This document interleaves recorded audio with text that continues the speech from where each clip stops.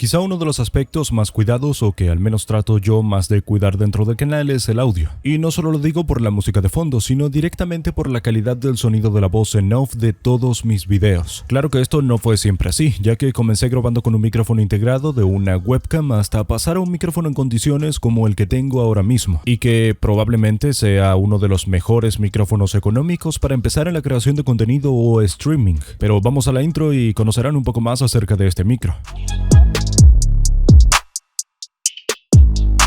Precisamente el micro del que estamos hablando es el muy conocido Fifine K669 o K669, nombre quizá un poco cachondo, ¿no? Sé que ahora mismo es un producto más o menos trending, pero en su día era un producto bastante underground que solo algunos pocos se habían atrevido a importar desde tiendas chinas, como fue en mi caso que lo hice desde Gearbest, que por cierto ya no se vende ahí, aunque eso sí, si es que lo quieren llegar a comprar actualmente, tienen una tienda muy completa en Amazon en la que no solamente venden este micrófono, sino otros modelos que ha sacado la marca. A día de hoy se consigue en un rango de precio de entre 30 y 35 dólares americanos aproximadamente, pero no haré unboxing porque tengo el micrófono desde hace ya bastantes años y es que de hecho fue mi primera inversión para el canal, pero en esencia trae básicamente el micrófono, su stand o trípode de 3 patas y poco más realmente. Su construcción es completamente metal, se siente bastante pesado y robusto, de hecho creo que pesa en torno a 500 gramos aproximadamente, y su cable no es modular, o sea que no se puede desconectar del propio micrófono,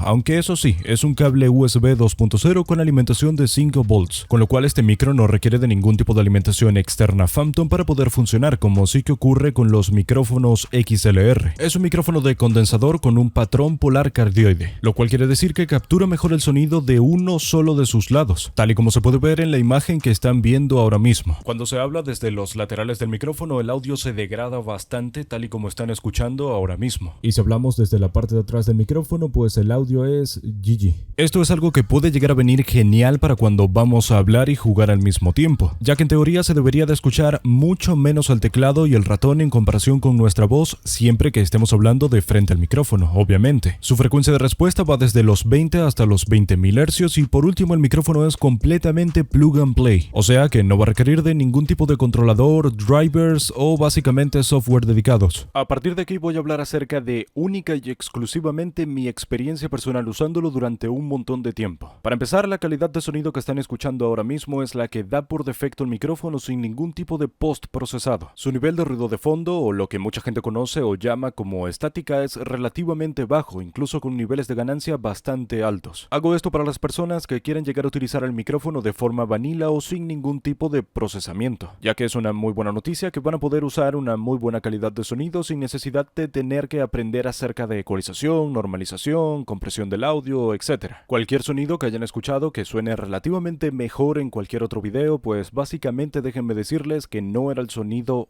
puro. Evidentemente habían metido algo de ecualización, porque es algo que ya me pasó cuando compré el micrófono y vi reviews en inglés. Personalmente creo que esto ocurre porque el micrófono tiene una respuesta bastante plana, una ecualización muy plana que no favorece ni a tonos graves, ni a altos, ni nada, lo cual puede llegar a ser una mala noticia para los que quieran utilizar el micrófono directamente, sacarlo de la caja y ya está, pero una muy buena noticia para alguien que sepa un poquito solamente de audio y quiera hacer su propia ecualización y básicamente resaltar tonos en específico. En mi caso, lo único que necesito hacer es aplicar una simple ecualización, tal y como lo están viendo ahora mismo en pantalla, y ya con eso tendría un audio muchísimo mejor, creo yo. Mis niveles actuales de ganancia son 74% de volumen en el control de volumen de Windows y 100% en el controlador físico que incluye el propio micrófono. Y aprovecho este momento para hacer un paréntesis aquí y mencionarles que si quieren tener un audio relativamente limpio y no sufrir de saturaciones, no aumenten el volumen de Windows a más del 92 o quizá como mucho 94%. Y ojo que esto no solamente aplica con este micrófono en concreto, sino con básicamente cualquier otro que quieran utilizar en su PC. Además, al ser un micrófono de condensador, la forma ideal de capturar el sonido es estando cerca de la fuente, en este caso de nuestra boca. Así que la distancia ideal para hacerlo es a no más de un palmo de distancia, lo cual nos obliga casi al 100% a tener un antipop, o básicamente a comprarlo para reducir explosiones de sonido que producimos al pronunciar las P, por ejemplo. Pero si quieren saber cómo suena a una distancia razonable desde su trípode, pues lo están escuchando ahora mismo. Eso sí, con un volumen de 88% desde el volumen de Windows y el 100% desde el controlador del micrófono. Estoy posicionado más o menos a una distancia de 30 o 40 centímetros del micrófono y aplicando un efecto de eliminador de ruido de fondo junto con el ecualizador básico que les mostré anteriormente. En cuanto a qué hago yo para que el micro suene como suena normalmente en los videos, consiste en básicamente hacer una disminución del ruido del fondo para limpiar el sonido de estática, normalizar el audio a menos 3 decibelios, aplicar un ecualizador que consiste en aumentar algo las frecuencias graves, medias y altas, y por último aplicar un compresor, esto para tener un audio mucho más uniforme y sin picos altos de sonido. Para todo esto que acabo de mencionar no existen números mágicos porque no todos los micrófonos son iguales, no todos capturan igual el sonido y lo más importante es que no todas las voces son iguales, así que no todas van a sonar igual de bien con los mismos ajustes. De hecho, aún a día de hoy sigo sin dar en algunas ocasiones con lo que para mí sería la configuración perfecta, aunque evidentemente tampoco me quejo de cómo suena mi voz en off. Por último, y quizás a modo de curiosidad y a base de experiencia e investigación para mejorar mi audio, les puedo asegurar que casi al 100%